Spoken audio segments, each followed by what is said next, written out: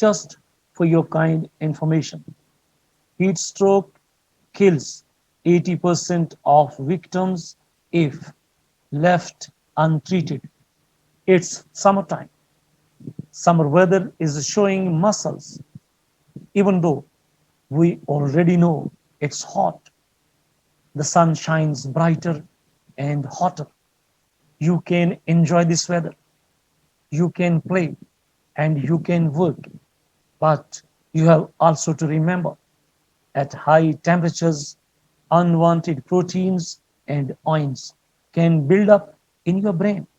It may affect the normal functioning of your brain. Extreme heat exposure can cause heat exhaustion, heat cramps, and the most critical condition, heat stroke, followed by death. Dear friends and colleagues, today we are going to discuss what is heat stroke, what are the signs and symptoms of heat stroke, what are the causes of heat stroke. So let's get started.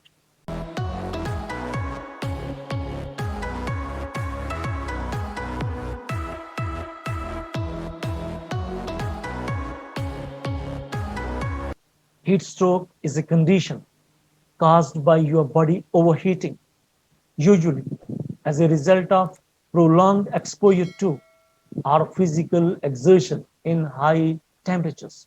Can occur if the body temperature rises to 40 degrees Celsius or higher.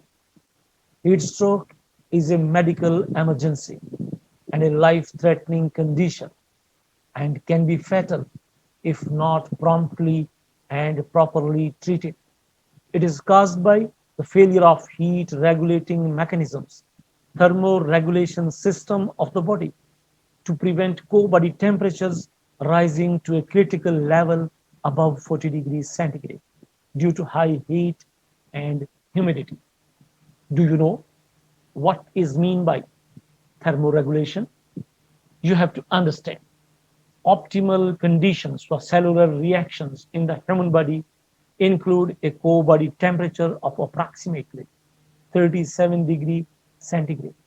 On the right hand side, you can see the exposure and the penetration of heat in the body, both in warm and cold weathers. Dear friends and fellows, there are heat sensors in the skin and body, transmit information to hypothalamus in the brain, which directs an increase in heart rate, vasodilation, and sweating. Remember, and the process of vasodilation, blood flow to the blood vessels may be increased up to 30%, increasing the rate of heat exchange from the blood to the skin. Sweat loss may be as high as 1.5 liters per hour. Evaporation of 1 liter of sweat can be equivalent of 670 watt of energy, highly effective. To understand well about heat stroke, you have to understand first the thermoregulation system and its function. We are discussing about heat stroke, the stroke that is caused by heat. So let us understand here the process of heat gain, storage, and loss. Heat is produced from metabolic activity or work intensity. Heat storage is due to insulation of the inner core, and the heat gain from external heat sources such as radiation and convection. In temperatures below 25 degrees centigrade, increase in core temperature is proportional to work intensity and relatively independent of environmental conditions. Beyond these temperatures, the external environment has an increasing influence in rising core body temperature. Once we are talking about heat, let us understand how the heat transfer from the surrounding environment to the body. There are four ways of heat transfer. Number one, conduction. Number two, convection. Number three, radiation. And number four, evaporation. Let us understand first what is conduction. Transfer of heat between two materials from high to low heat energy areas. What is the meaning of convection? Bulk transfer of heated matter from warm low density regions via a moving fluid, gas or liquid, to cooler more dense areas. What is heat transfer?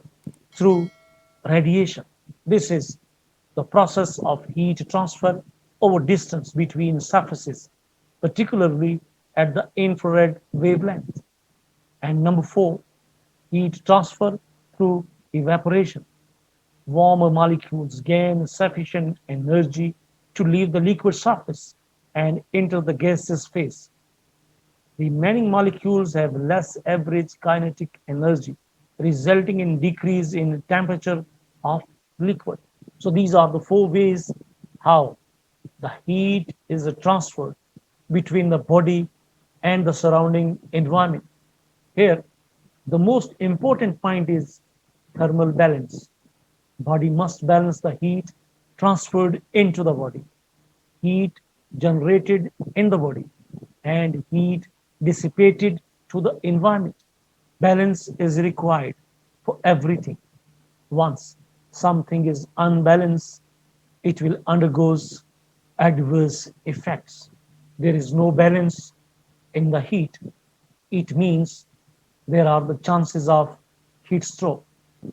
And if there are the chances of heat stroke, then you must understand what might be the consequences, what it might lead to. Dear friends and fellows, heat stroke can quickly damage multiple organs, including the brain, lungs, liver, muscles, digestive tracts, circulatory system, and kidneys. If there is a delay in starting the treatment, the more the damage worsens, increasing the risk of serious complications and even death. The last point is you must know the types of heat stroke. There are two types of heat stroke. Number one, exertional heat stroke, and number two, non exertional heat stroke. Exertional heat stroke occurs in people whose bodies are no longer able to adapt to rising temperatures due to intense physical activities, such as exercising or working in hot weather, while the non exertional heat stroke occurs in people who are unable to adapt well to an increasingly exposure to hot temperatures in a hot environment. A short training session is over. That was about the types, consequences, and thermoregulation system.